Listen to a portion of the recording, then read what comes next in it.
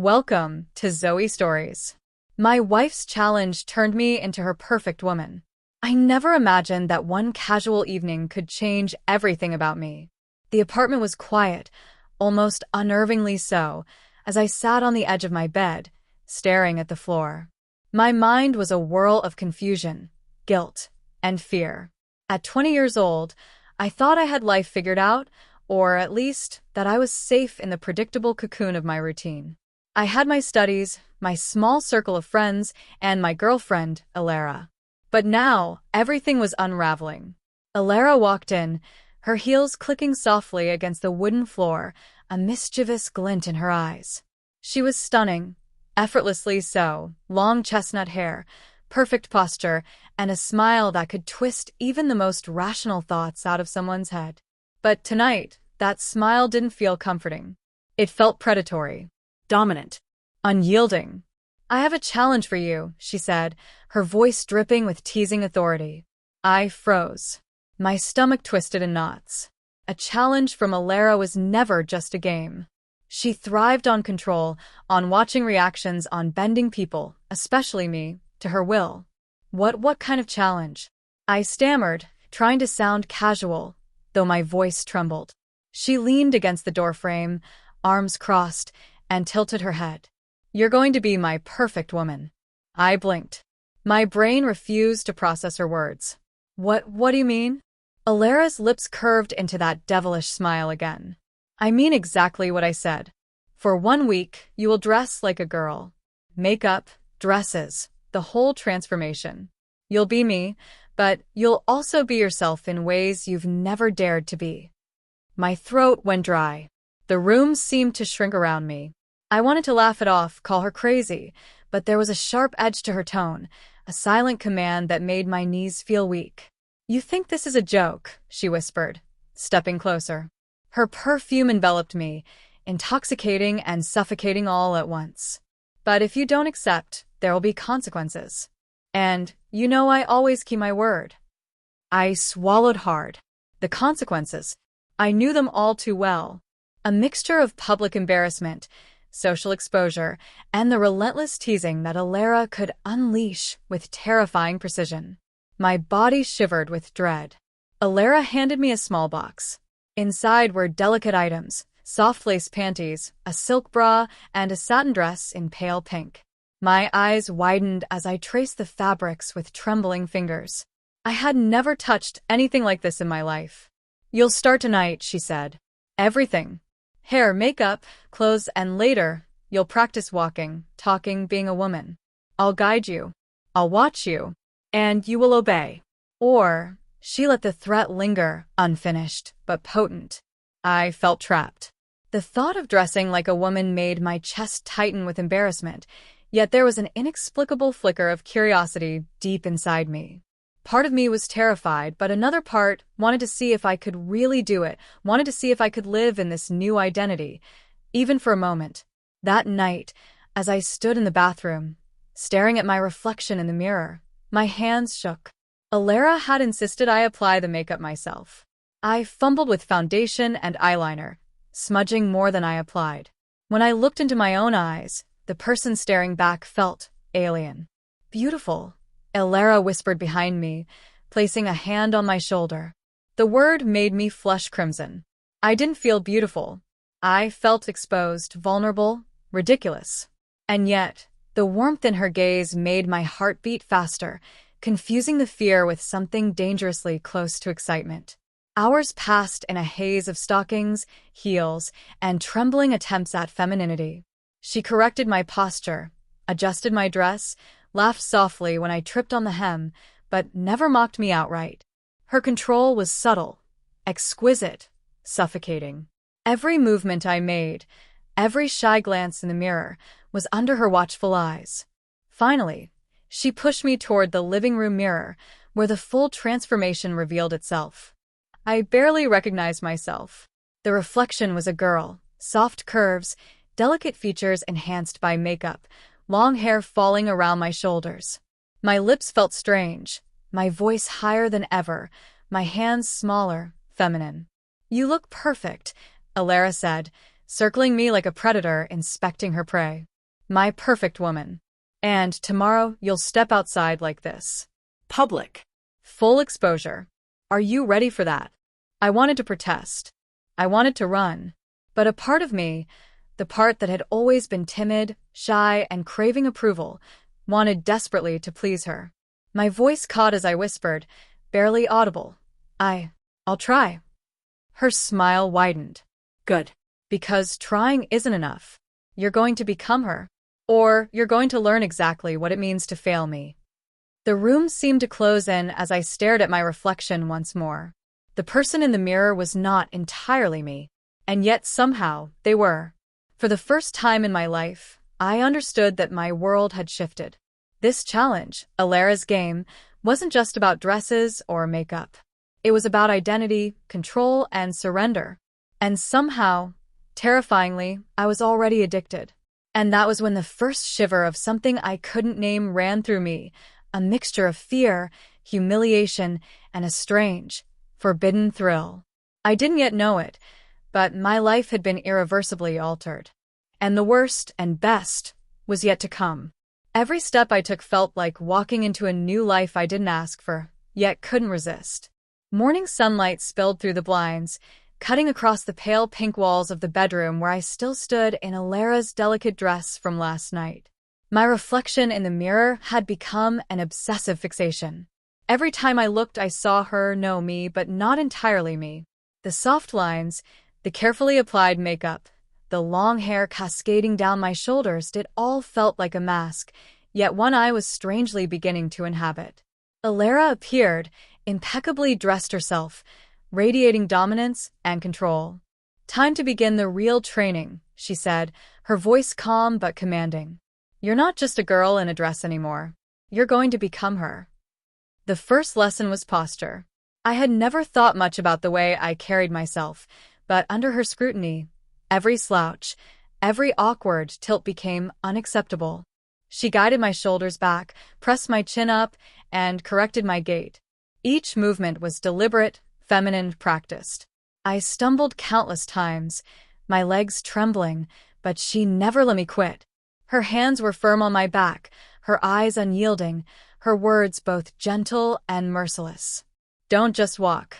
Glide. Every step tells a story. Your story as my creation. Then came makeup. Last night had been a chaotic fumbling, but today Alara demanded perfection. She instructed me on blending eyeshadow, curling lashes, highlighting cheekbones, and applying lipstick with precision. Her fingers brushed mine occasionally, lingering just long enough to make my heart race.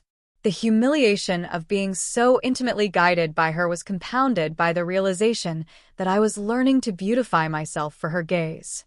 After hours of practice in the bedroom mirror, she decided it was time for my first public test. My stomach dropped. We were leaving the apartment together. People. Eyes. Strangers. The thought made me nauseous, but Alara's confidence was intoxicating, and her excitement was impossible to resist.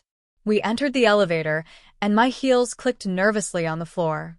My stride felt unnatural, but she corrected me constantly, whispering encouragement and subtle threats. Smile, always smile. Men notice confidence, but women, we notice perfection. You are both now. At the mall, the sensation of being watched was overwhelming. Every passerby was a potential judge, every glance a test. I felt my face heat up as I realized how exposed I was. Alara, however, was composed, a goddess of control and dominance, effortlessly guiding me through the crowd. She whispered instructions, praised small successes, and subtly punished mistakes. I spilled a coffee. She made me apologize, bend carefully to pick it up, reminding me that grace and humility were inseparable from beauty. A mirror in a store caught my attention. I froze. The reflection was terrifyingly complete. High cheekbones, delicate jawline, soft lips, long silky hair. Alara's words echoed in my ears. My perfect woman. I didn't feel perfect. I felt raw, exposed, utterly vulnerable. And yet there was an undeniable thrill, a pulse of something dangerous that made my chest tighten. The day continued with lessons in voice, gestures, and social interaction. Alara was meticulous. The way I laughed, the way I held a bag, even how I adjusted my hair. Each correction was humiliating, each success intoxicating. People smiled at me, complimented me, called me beautiful, and my mind spun. Who was I now? Who had I been before? Later, we returned home, and I collapsed onto the bed, physically and emotionally drained. Alara crouched beside me, brushing a stray lock of hair from my face. "You're learning," she murmured. "But this is only the beginning. You haven't lost yourself yet, but soon you will." I shivered at her words. She wasn't threatening. She was promising transformation. The fear and excitement mingled into a dangerous cocktail that made me ache with confusion. That night, alone in the mirror, I traced my reflection. I whispered my old name, feeling alien on my own lips. My body had changed, my posture, my voice, even my thoughts seemed different. Somewhere deep inside, a small voice whispered, "Do you want to stop, or do you want to become her?" I didn't answer. I couldn't, because a part of me, the part one didn't understand, the part Alara had awakened, wanted more. And then, through the bedroom door, her shadow fell across me. "Tomorrow, you'll face the biggest test yet. People outside this apartment. People who don't know. Are you ready to show the world, my perfect woman?" I swallowed hard. My heart raced, and my legs trembled, but I nodded. I had no choice. And yet, maybe, somehow, I was beginning to want this. Every privilege I took for granted slipped through my fingers, leaving only vulnerability and a strange, unfamiliar exhilaration. The morning sunlight pierced through the curtains, but I barely noticed.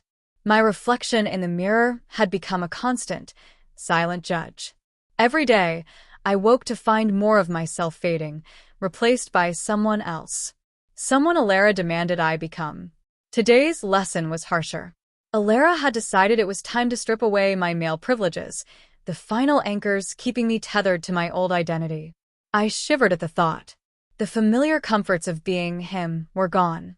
My voice deeper than theirs, my casual dominance, even the confidence I felt when simply existing in a male body.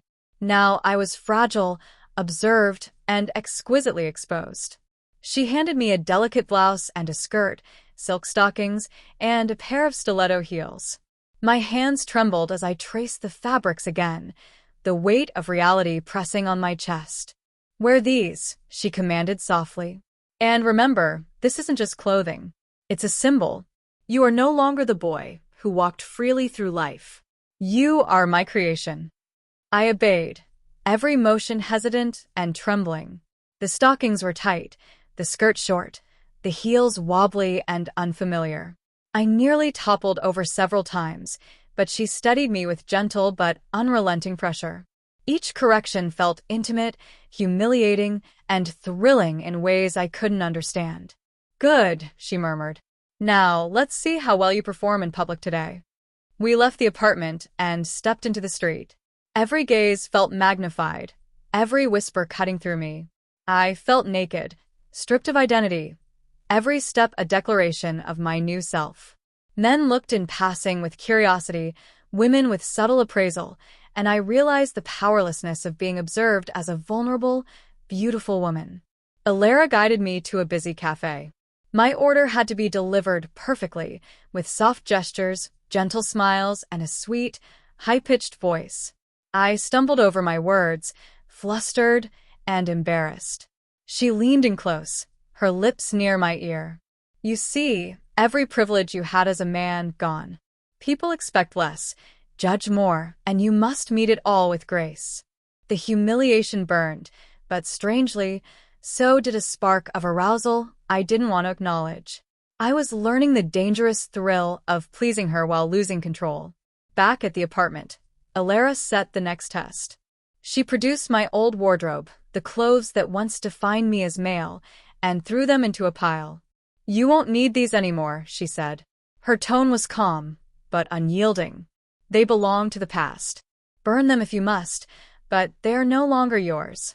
I stared at the pile, the reality of it hitting me like a wave. Jeans, t-shirts, hoodies, all symbols of my old life. I felt a pang of grief, fear, and something deeper, reluctant longing. But Alara's eyes were sharp, commanding. I knew I couldn't resist. Slowly, trembling, I tore the clothes apart, piece by piece, feeling the finality of my transformation sink in. Next came the grooming session.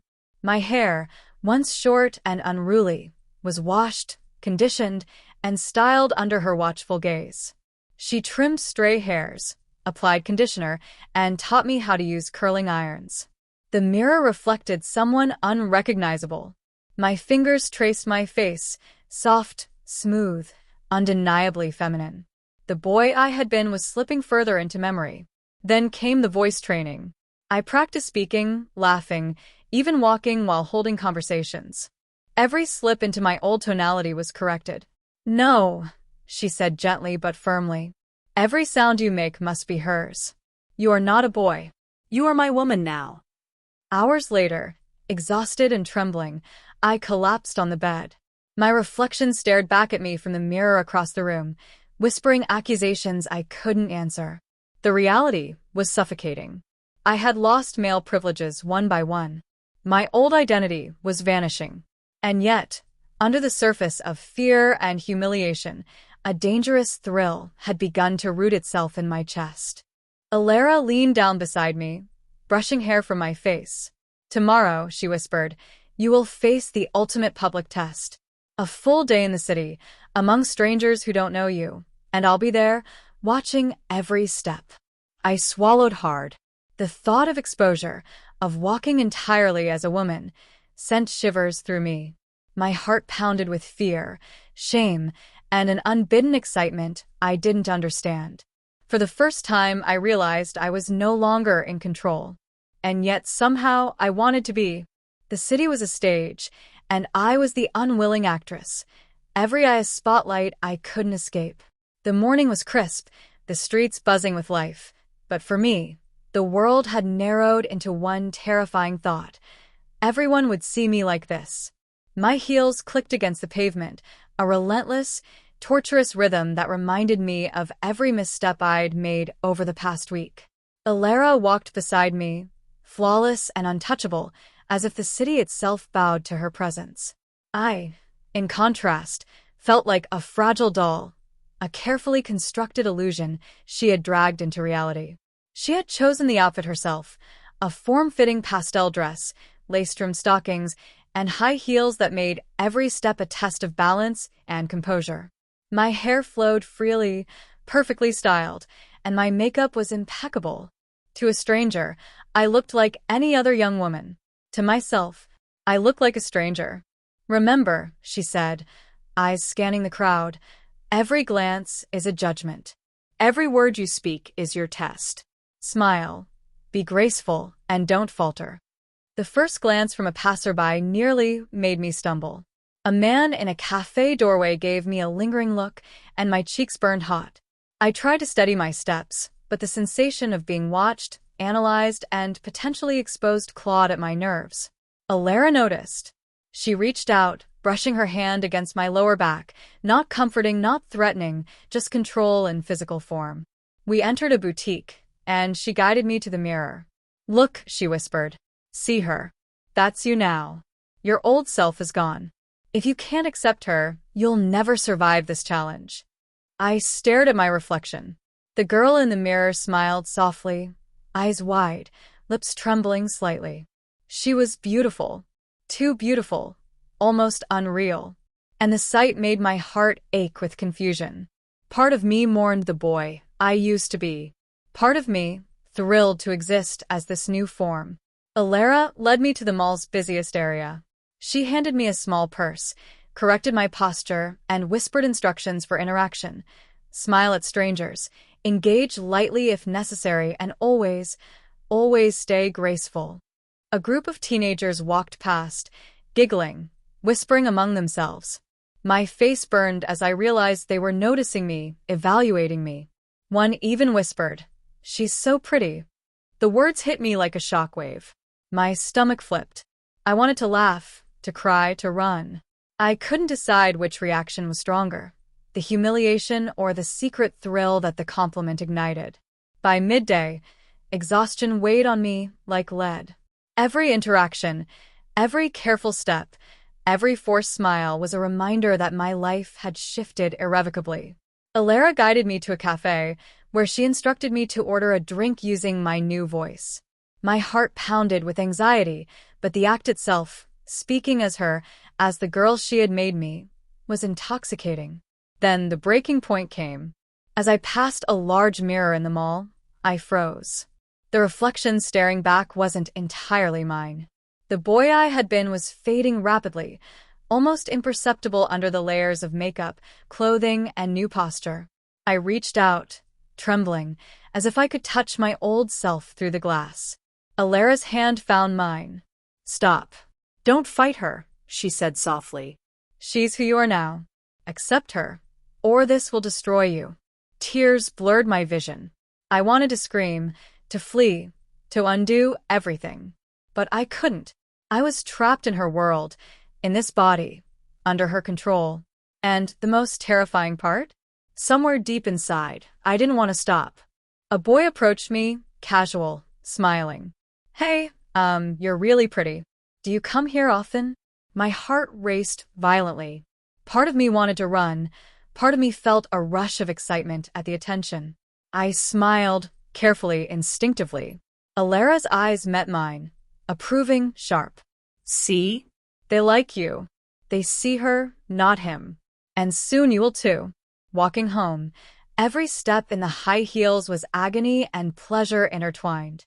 I felt my old identity slip further with each click against the pavement.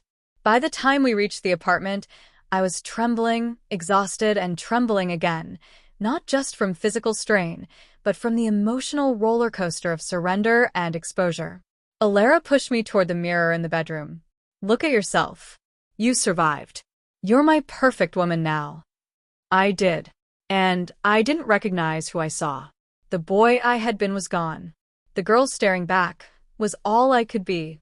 And for the first time, I questioned everything I had believed about myself, about desire, about identity. I wasn't supposed to feel this drawn to someone while I was losing myself. The sun was dipping below the city skyline, painting the streets in gold and amber. I had just returned from another exhausting day under Alara's meticulous guidance. Every lesson in femininity, every public outing, every carefully corrected movement had chipped away at my old self. But tonight, something different awaited, something I hadn't anticipated. Alara had promised a new lesson, emotional connection. "It's not just about looks or posture," she had said, eyes glinting. "It's about presence. Someone must see you, really see you, and you must respond. Your heart will betray you, but that is part of the transformation." I wasn't sure what she meant until she led me to a quaint little cafe tucked in a quiet corner of the city. Soft music floated from the speakers, and the warm light made everything feel intimate. I felt exposed, my heels clicking nervously against the floor. And then I saw him. A boy my age, tall, lean, with an easy smile and eyes that seemed to see through masks. He glanced up from his notebook as I passed, and my stomach flipped. He smiled again, wider this time, and my heart stuttered. Alara whispered, her voice low but commanding. "Talk to him. Smile. Laugh. Engage. Don't hesitate. Don't retreat." I froze. I had never been good with boys, never been confident, never known how to flirt, how to respond. Yet now, draped in silk, heels, and makeup, I felt magnetic. Vulnerable, yes, but strangely alluring. I walked to his table, hands shaking. "Hi," I said, voice higher, softer, trembling. He looked up, eyes widening slightly, then smiling warmly. "Hi. I don't think I've seen you here before. I'm Ryan." The name made my chest ache in an unfamiliar way. I introduced myself, faltering, stumbling over the words that once came easily. He didn't judge. He didn't laugh. He listened. Every word I said, every nervous laugh, he mirrored with patience and attention. And I realized something terrifying. I was enjoying his attention more than I should. Alara watched from across the cafe, a shadow of satisfaction in her eyes. See, she whispered. You are being seen. You are being her. The conversation with Ryan grew easier, more natural. He asked questions, shared stories, laughed at my jokes. For the first time since this nightmare of transformation began, I felt connection. Part of me wanted to stay hidden, to retreat to the safety of my old identity. But another part, the part Alara had nurtured, craved this recognition, this closeness. And then, the worst moment of all, the kiss of temptation. Ryan leaned closer, brushing a strand of hair from my face. His eyes locked onto mine, searching, patient, curious. My heart raced, every nerve screaming both warning and desire. I felt the pull, the dangerous thrill of intimacy as someone saw me as her. Not him. Me. Alara's voice was in my mind, a whisper against my will. You're mine now.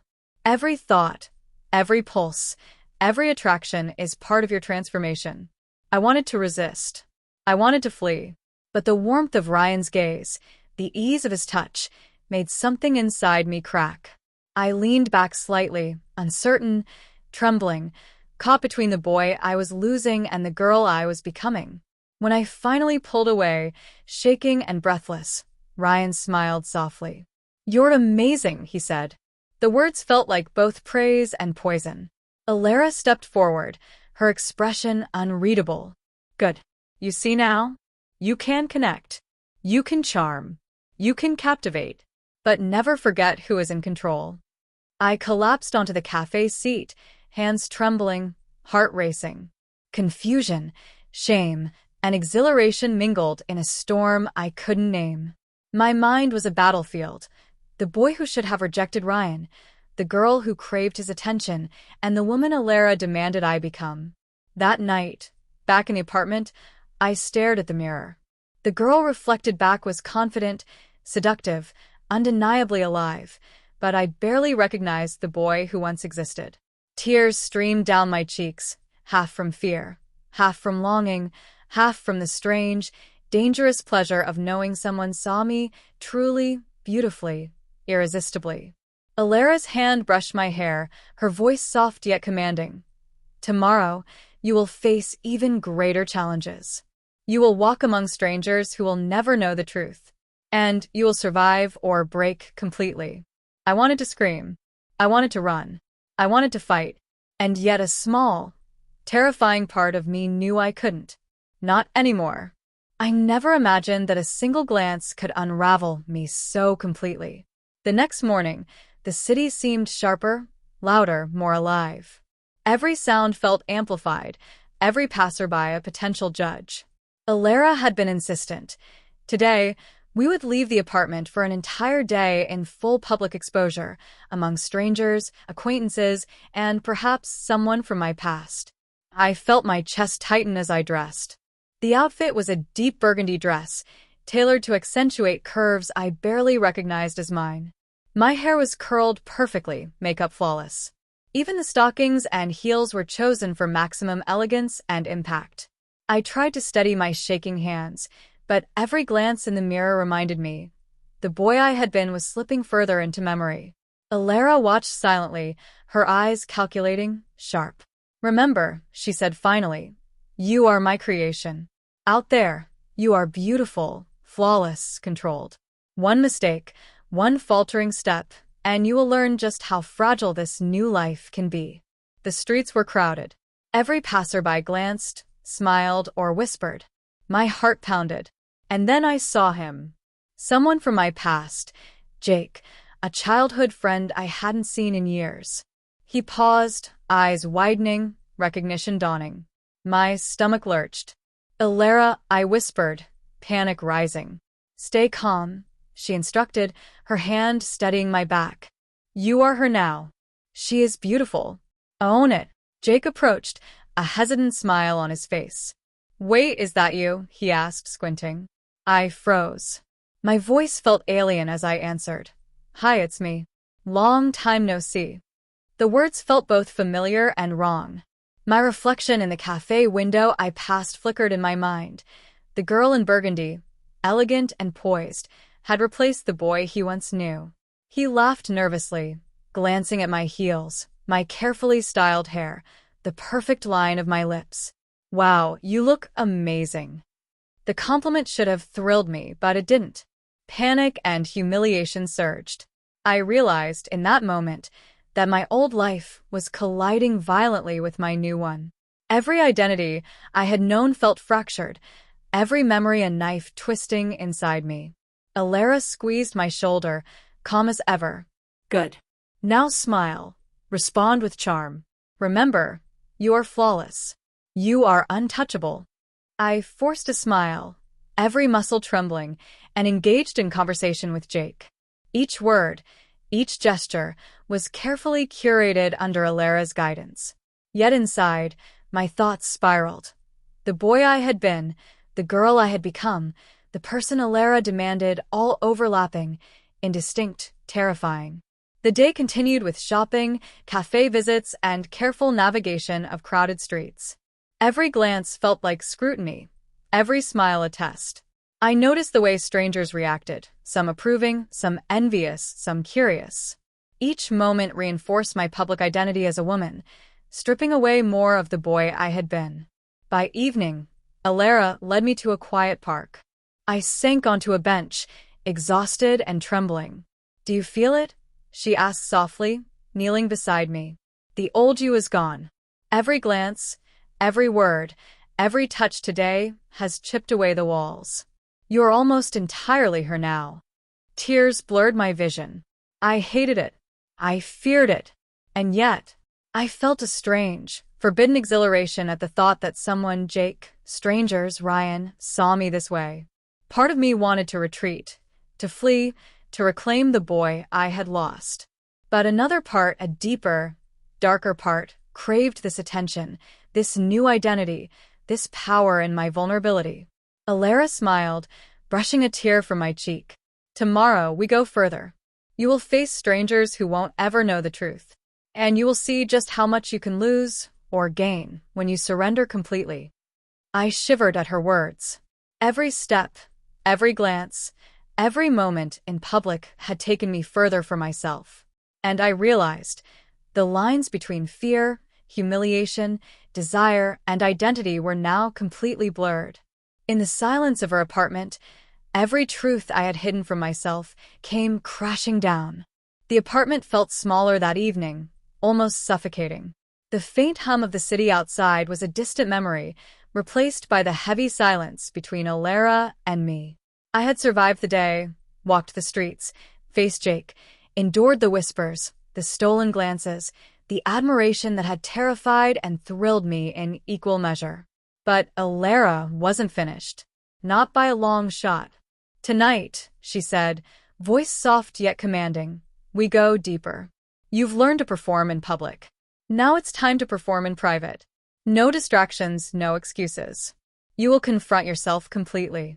I shivered. My reflection in the bedroom mirror had become both a comfort and a torment. The girl staring back was undeniably beautiful, long lashes, flushed cheeks, silky hair cascading over shoulders, body shaped and molded to perfection. And yet, in her eyes, I saw a storm of doubt, fear, and reluctant desire. Alara guided me to the floor-length mirror in the corner of the room. "Strip everything away. No clothes, no makeup. Only you and her. And then tell me who you are." I froze. Naked, exposed in front of the mirror, I felt every insecurity magnified. The boy I had been, the shy, timid, uncertain boy, was fading fast. The girl I had become, poised and beautiful, was emerging, but with each passing moment, I realized I didn't know which one was me anymore. I don't know," I whispered, my voice quivering. I don't know who I am." Alara knelt beside me, her fingers brushing my arm, both gentle and possessive. "Good. That confusion, that vulnerability, it's exactly where I want you. You cannot embrace her until you let go of him completely." Tears welled in my eyes. The weight of transformation, of losing my male identity, pressed down on me like a storm. My hands shook, my body trembled, and every heartbeat felt like a drum of impending collapse. And yet, Even in the midst of panic, there was a flicker of forbidden thrill. "You are beautiful," she whispered, almost reverently, brushing a strand of hair from my face. "My creation. My perfect woman. And soon everyone else will see her too." I collapsed onto the bed, sobbing uncontrollably. Shame, fear, humiliation, and desire all tangled in a chaotic storm. I hated this new identity. I feared it. I longed for my old self. And yet, every time I glimpsed my reflection, every time Alara's approving eyes met mine, there was a spark of something else. Something dangerous. Something addictive. She helped me sit up, wrapping a soft robe around my trembling body. "This is the hardest part," she said softly, "letting go of who you were. But it is also the most important. You cannot go back now. And the sooner you accept her, the stronger you will become." The rest of the evening was a haze of whispered instructions, gentle touches, and relentless guidance. She taught me to walk across the room in heels while blindfolded, to speak in soft tones while my body trembled, to look at my reflection and embrace her, not me. Each task was humiliating, emotionally exhausting, and terrifying. And yet, each small success was intoxicating, creating a dangerous pull I couldn't resist. By the time the night ended, I was physically and emotionally drained, trembling under the weight of both fear and forbidden exhilaration. Alara watched me, her gaze unreadable, a mixture of pride and control. "Tomorrow," she said finally, "you will meet someone who will test you in ways I cannot. And you will survive or break completely." I curled up on the bed, staring at the ceiling, heart racing.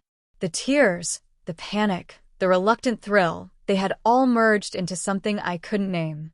The boy I had been was gone. The girl I had become was rising, but I was not ready to accept her fully.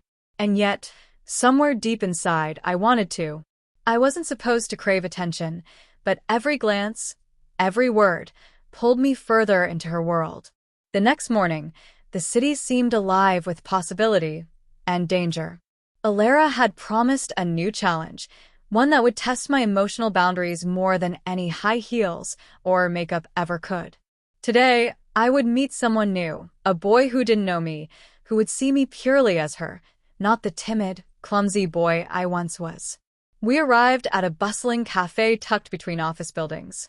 The aroma of coffee mingled with the chatter of strangers. My heart raced as I adjusted my dress for the 10th time, the hem brushing my knees, stockings smooth against my legs, heels clacking softly against the tile. Every step was deliberate, every breath controlled. And then I saw him. Lucas. Tall, confident, with sharp eyes that seemed to notice everything and nothing at once. He smiled as I approached, casual, easy, and immediately magnetic. My stomach twisted. Something in him made my chest flutter in a way I hadn't felt since Ryan. But this was different. Lucas exuded curiosity and challenge, a subtle dominance that was intoxicating and terrifying all at once. Alara stood behind me, arms crossed, watching silently. "Engage him," she whispered. "Speak, smile, charm. You are hers now." Do not falter." I swallowed hard. "Hi," I said, voice high and soft, betraying both nervousness and the practiced femininity Alara had drilled into me. "Hey," Lucas replied, leaning casually against the counter. "You look really different." "I like it." My cheeks flamed. The compliment struck like a shockwave. I was not supposed to enjoy this attention. I was not supposed to crave it.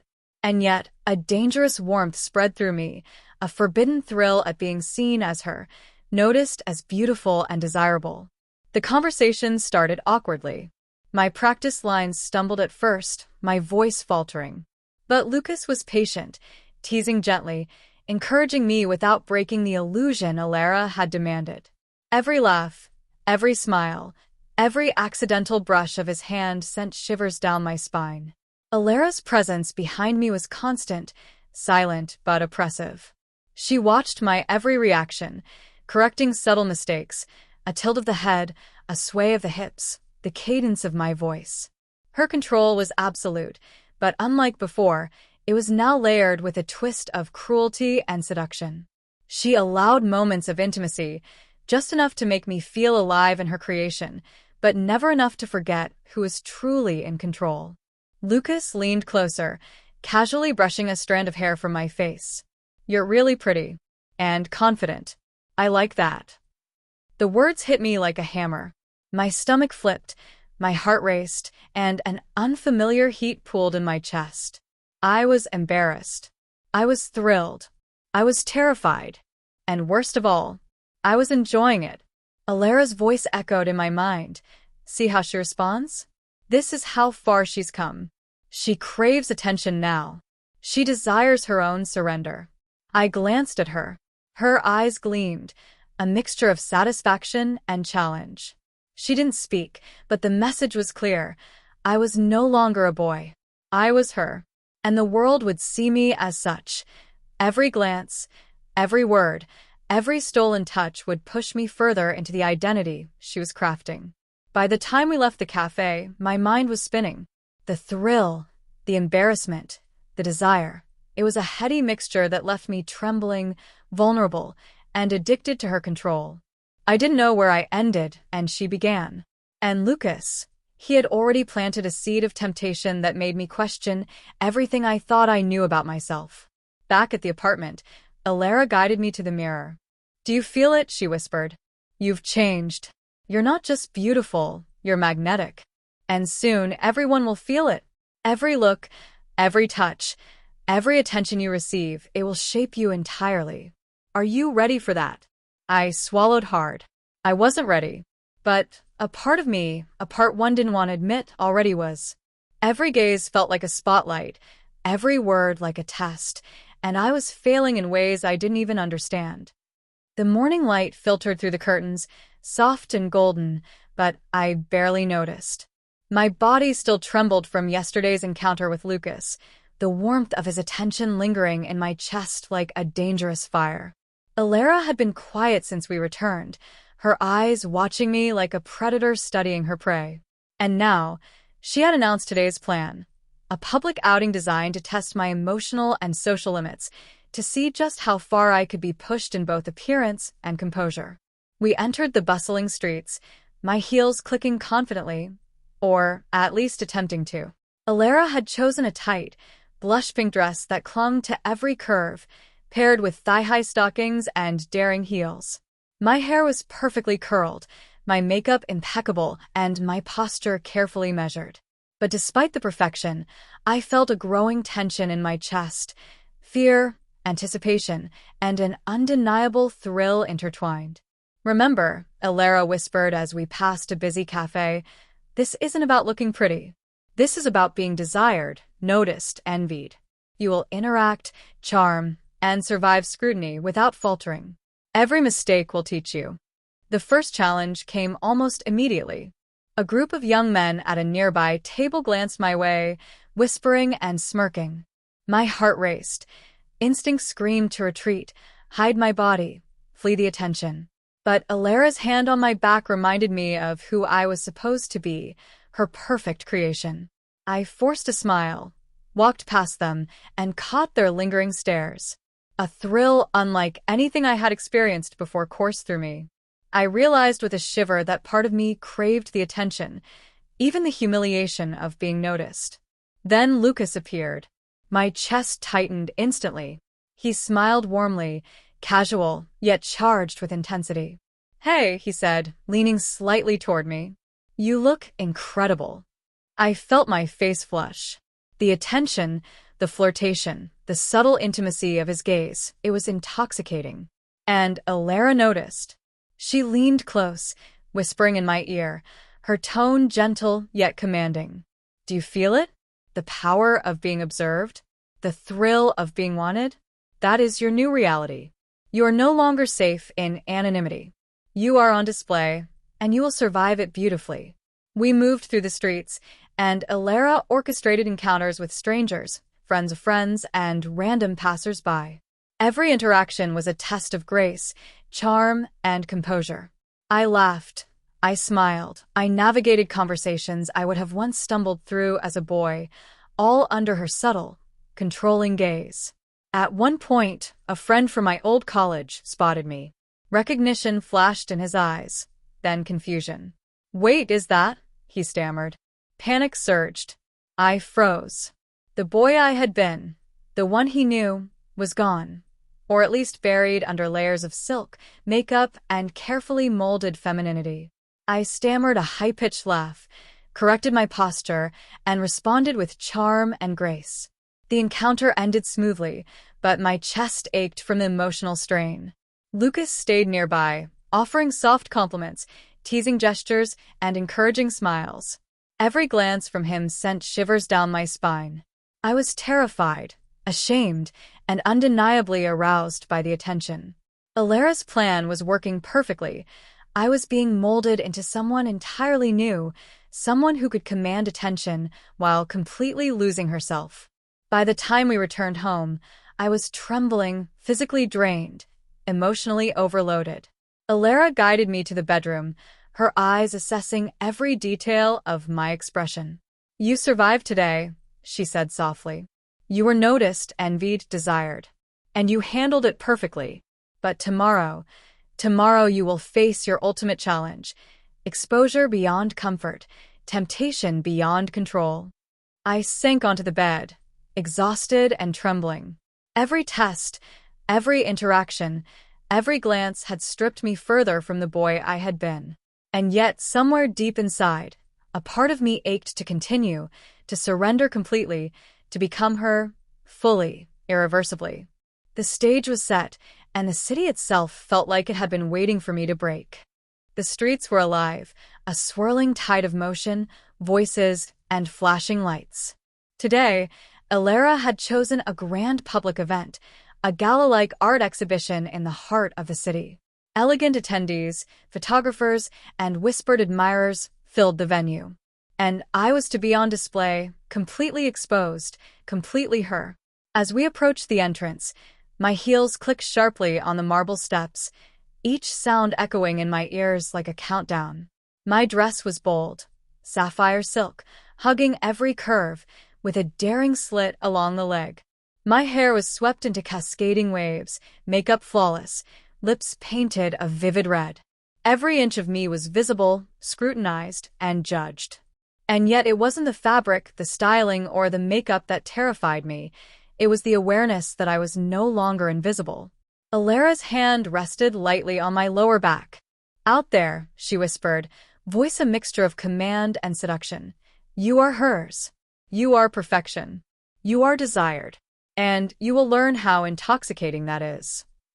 I stepped into the exhibition hall. Flashing cameras, murmured compliments, and appraising glances surrounded me immediately. My chest tightened. Every step, every gesture, every smile was magnified, judged, and recorded in my mind with excruciating clarity. Then I felt it, a brush of attention I hadn't anticipated. Lucas appeared again, casually navigating the crowd. His eyes locked onto mine, and I felt a pulse of electricity course through me. This time, however, I wasn't just seen, I was admired, envied, and desired openly. Every word he spoke, every smile, every subtle compliment forced me to confront a truth I had tried to resist. I was no longer the boy who had walked into this city weeks ago.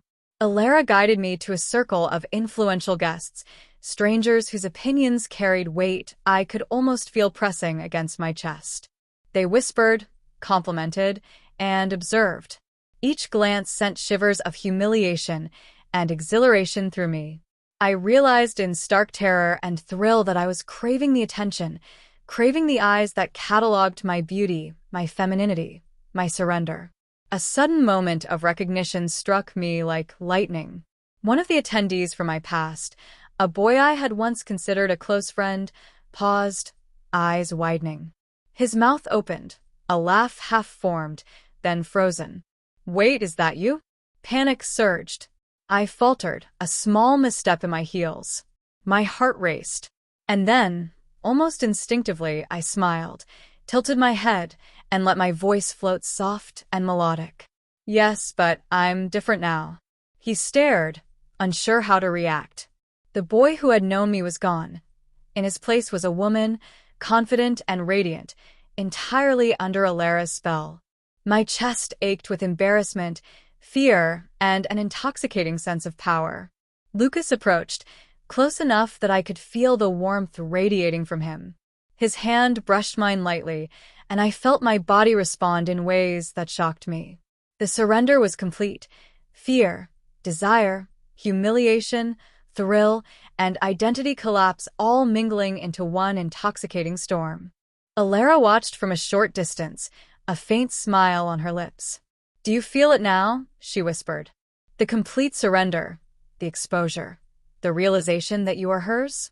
You have become her, fully, and the world sees it." I trembled, every nerve alight, overwhelmed by the exposure. Cameras flashed. Whispers turned to compliments. Strangers admired, envied, and desired me. My old self, the boy I had been, was gone, erased by heels, silk, makeup, and Alara's relentless control.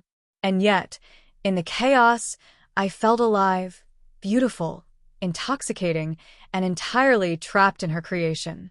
As the evening drew to a close, I walked through the crowd, shoulders straight, gaze forward, heart pounding. I was hers, completely, publicly, and irrevocably. The boy I had been existed only in memory. The woman in the sapphire dress existed in the world, embraced, desired, and controlled. And in that surrender, I understood a terrifying truth. I might never be me again. And part of me didn't want to be. Every touch, every glance, made my heart race and my mind crumble, but I couldn't look away.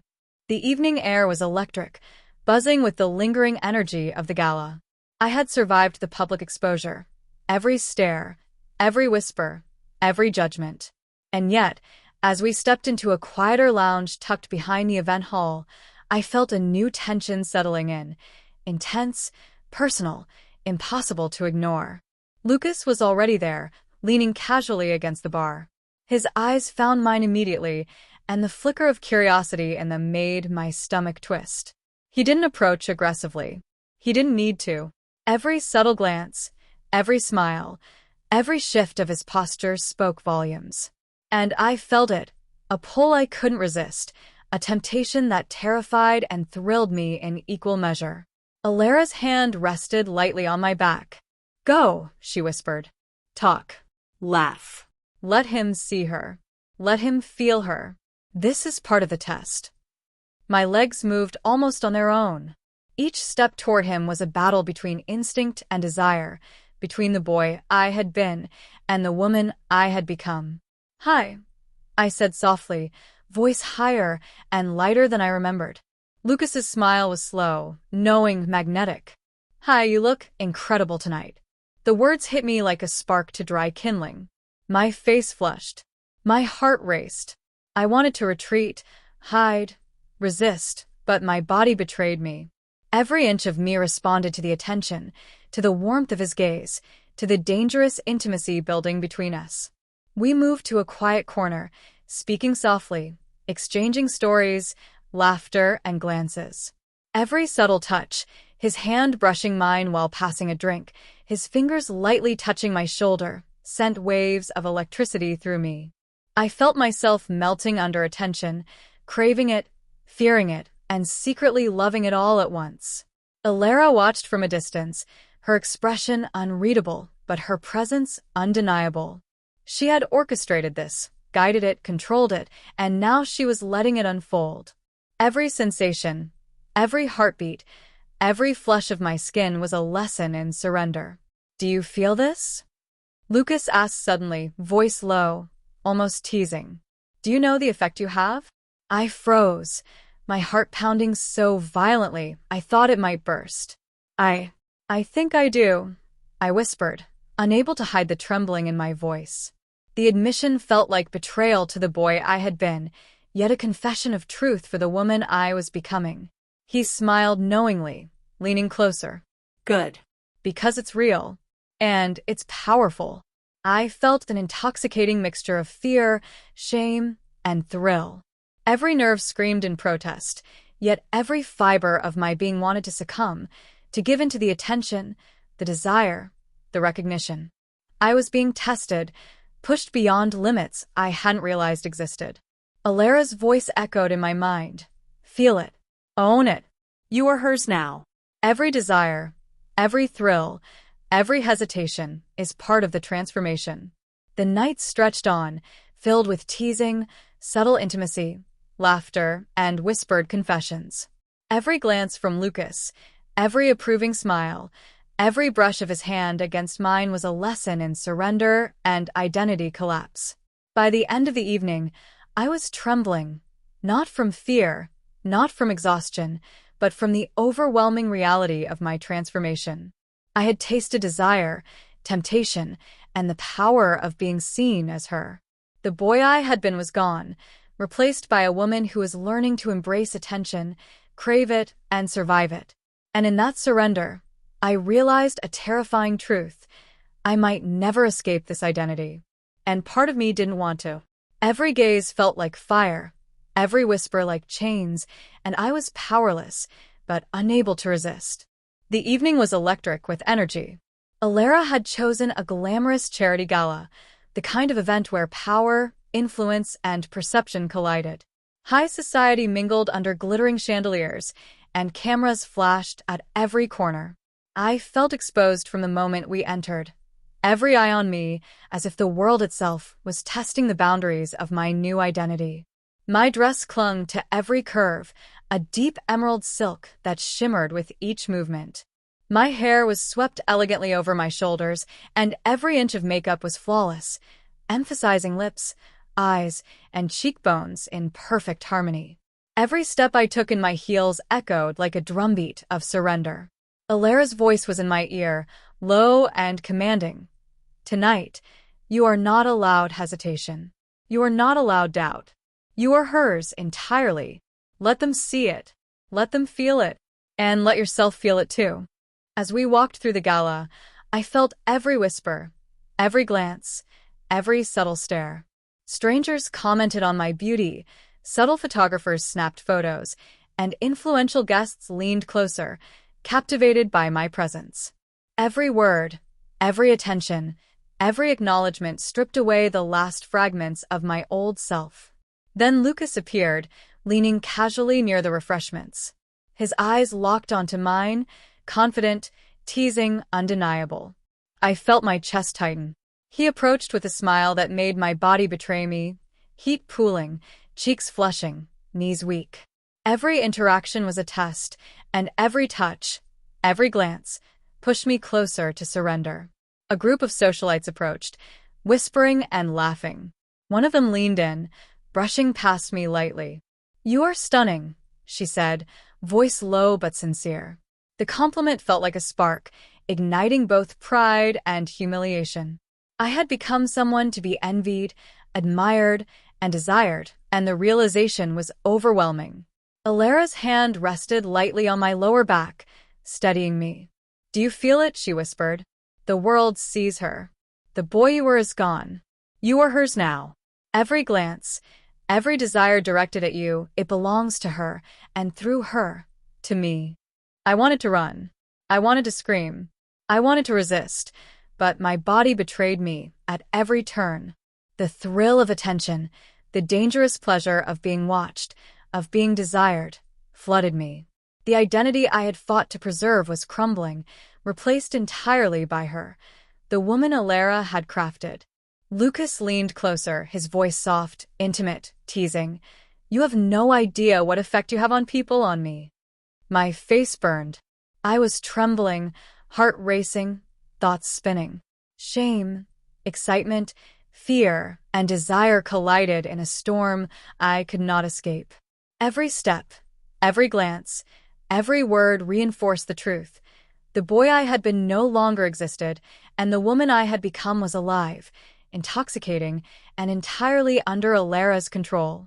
By the end of the night, I was a spectacle, admired, envied, desired, and utterly exposed.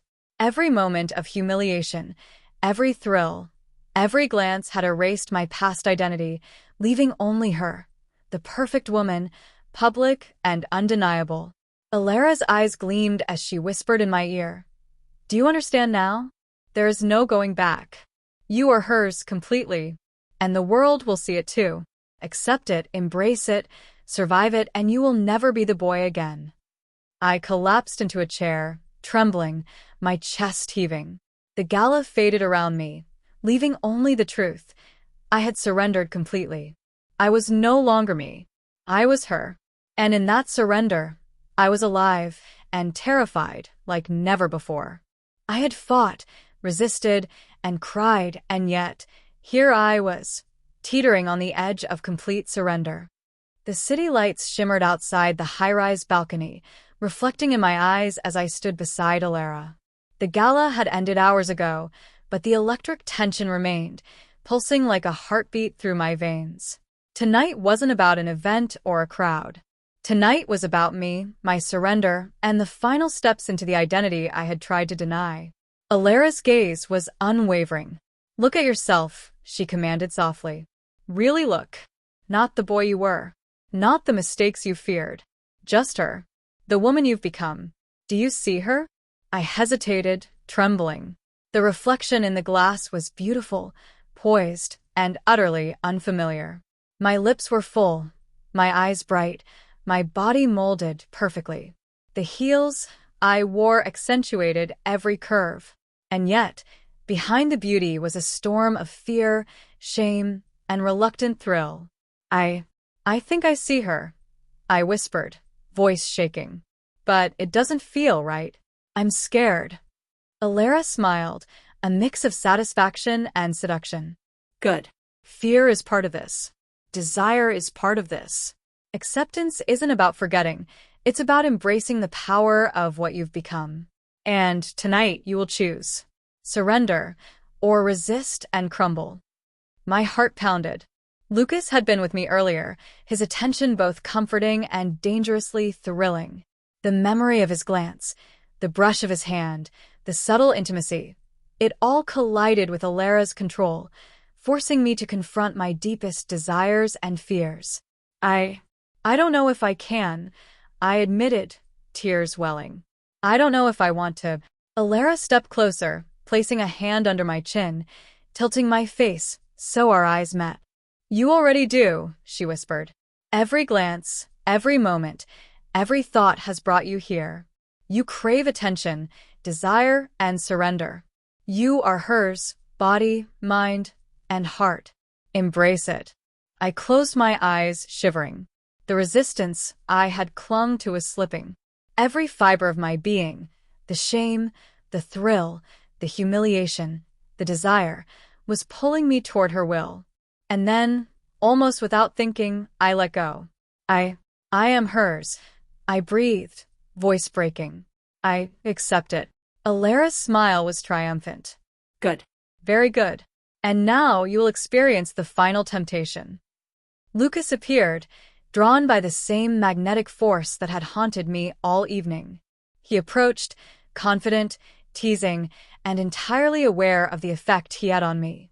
Every step, every glance, every subtle gesture was an invitation I couldn't refuse. He leaned close, voice low. "You're incredible. Do you know how powerful you are?" I felt my body respond, heat pooling, breath catching. Every hesitation was gone.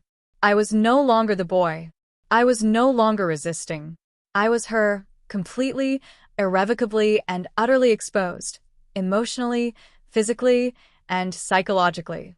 Alara watched from the side, her satisfaction evident. Every test, every public challenge, every intimate moment had led to this. I had fallen fully into her creation, and the world would see it too. I felt a shiver of fear and thrill as Lucas's hand brushed mine. "You're perfect," he whispered. "Absolutely perfect." And in that moment, I realized the truth I had feared and longed for. I could never go back. I was hers now, fully, beautifully, dangerously hers, and the surrender was absolute. Tears streamed down my face, a mix of shame, relief, and forbidden exhilaration. The boy I had been was gone. The woman I had become was alive, magnetic, and entirely in the world, and entirely under Alara's control. When the mask becomes your skin, it stops being a disguise. It becomes who you are. The sunlight crept through the blinds, slicing across the silk sheets like golden blades. I opened my eyes slowly, the weight of the night still heavy on my chest. My head throbbed with the echoes of laughter, whispers, and the dizzying sound of my own heels tapping through the ballroom. But what made my pulse quicken wasn't the memory of the crowd. It was the lingering scent of perfume, the faint outline of lipstick on my pillow, the way my body moved when I sat up. I wasn't pretending anymore. She wasn't a performance. She was me. Across the room, Alara stood near the window, sipping coffee, dressed in quiet confidence. She didn't need to speak. Her presence said everything.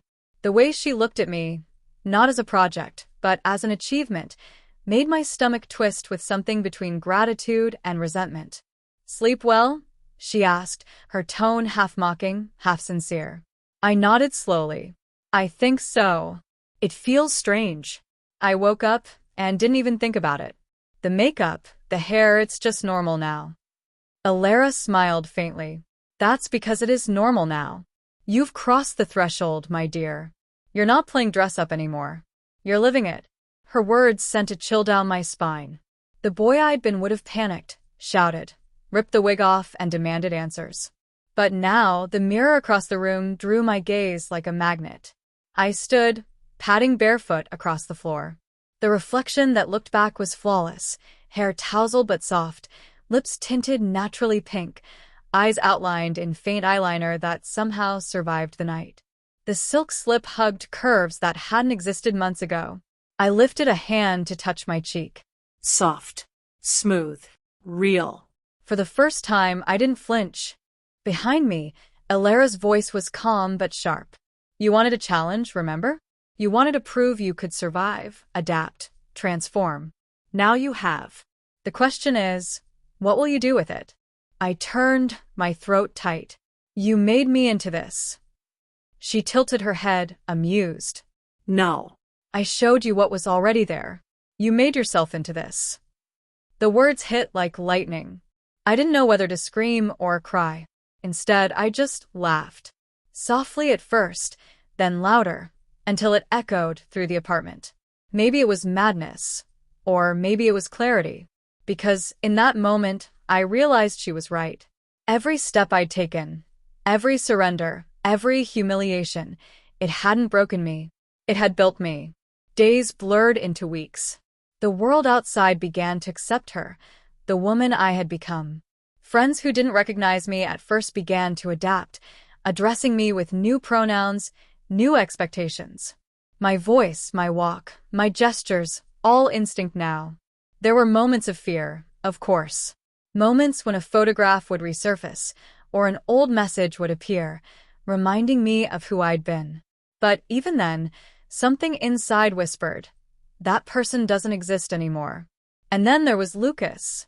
He never treated me like a mystery to solve. He treated me like someone he already understood. We began seeing each other more often. Lunches, long walks, quiet nights where conversation turned to unspoken confessions. One evening, he brushed a strand of hair from my face and murmured, "You seem happier like this." I hesitated. "Do I?" He smiled. "You don't hide anymore. You glow." The compliment hit harder than I expected. I felt a rush of warmth and guilt, because deep down, I still wondered if happiness was the same thing as surrender. Alara watched everything quietly. She never said much about Lucas, but her eyes always revealed that she knew more than she let on.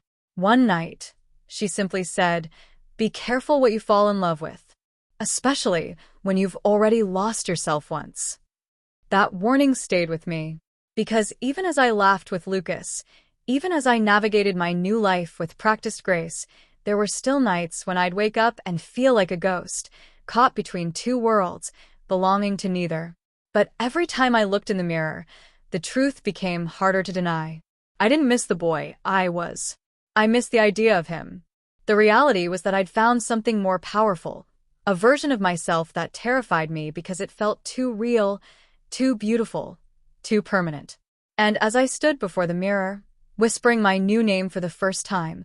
I knew there was no turning back. The past doesn't forgive. And sometimes, it drags you back into the chaos you thought you'd escaped. The cafe was crowded, but I barely noticed the clatter of cups, the chatter of strangers, or the soft jazz playing in the background. I sat across from Lucas, laughing at a joke he'd whispered, my hair cascading over my shoulders, fingers tracing the rim of my coffee cup. Everything felt normal. Too normal. And then I saw him. A shadow from my old life. One person I had prayed would never see me like this. His eyes locked onto mine across the room, widening in shock, disbelief, and recognition. My stomach dropped. I froze. Alara's lessons flooded back. The poise, the grace, the carefully practiced smile. But none of it felt enough. He was here. He knew. And everything I had built, every step of surrender, every moment of transformation, hung in the balance. Is that you? His voice trembled, a mix of accusation and awe. I forced a laugh, high and melodic, trembling inside. Yes, but I'm different now. He stumbled forward, ignoring Lucas for the moment. This can't be real. You're a woman. I felt my chest tighten. Shame, panic, humiliation. Every emotion I had felt during my transformation surged back in a tidal wave. My hands shook. Every instinct screamed to run, hide, explain, deny. But the calm, commanding presence Alara had drilled into me held firm. Alara appeared at my side silently, her eyes sharp and assessing. One glance at her, and I knew she had anticipated this moment long ago. She didn't intervene directly. Instead, she let the situation unfold, letting me navigate the storm she had created. "Hello," I said softly, voice steady despite the quake in my chest. "I'm me now." He stared, words failing, face pale. But why? How? Lucas shifted slightly, protective yet intrigued. He glanced at me with those intense eyes, silently urging calm, control, and confidence. But even his presence couldn't drown out the raw, chaotic storm that surged inside. Alara whispered, just to me, "This is the ultimate test. How you handle this will define everything. Your past is a threat, but it's also a reflection of how far you've come." I took a deep breath, steadying myself. "I'm not hiding anymore," I said, voice clear, measured, but trembling under the weight of exposure. "This is who I am." His shock turned to incredulity, then fascination. "You really mean that?" "Yes," I said, lifting my chin, every ounce of practiced femininity, every lesson, every humiliation, every triumph of Alara's control shining through. I've never been more certain of anything in my life. But even as I spoke, part of me feared the cost. Because acceptance came with a price, a life where mistakes, slips, or exposure could destroy everything. The betrayal of being recognized, of having my old identity confronted, was terrifying and strangely exhilarating. Lucas reached for my hand. "I believe you." And I want to be with you, no matter what." Tears welled in my eyes. Relief, fear, and desire collided. I wanted to cling to him, to be comforted, to feel safe, but part of me, the part molded by Alara, knew that safety was an illusion. I had surrendered too much to be rescued. Alara's hand rested lightly on my shoulder, grounding me. "This," she whispered, voice soft, powerful, "is the world testing her.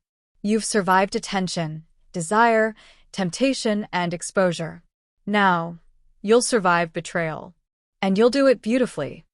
I glanced at my reflection in the cafe window, herself fully formed, confident, magnetic. The boy I had been was gone. The woman I had become owned the room, the attention, and the chaos, and no one, past, present, or future, could take that away. Even as the betrayal of recognition stung, I realized I was unshakable. I was hers. I was alive. And nothing could undo the transformation.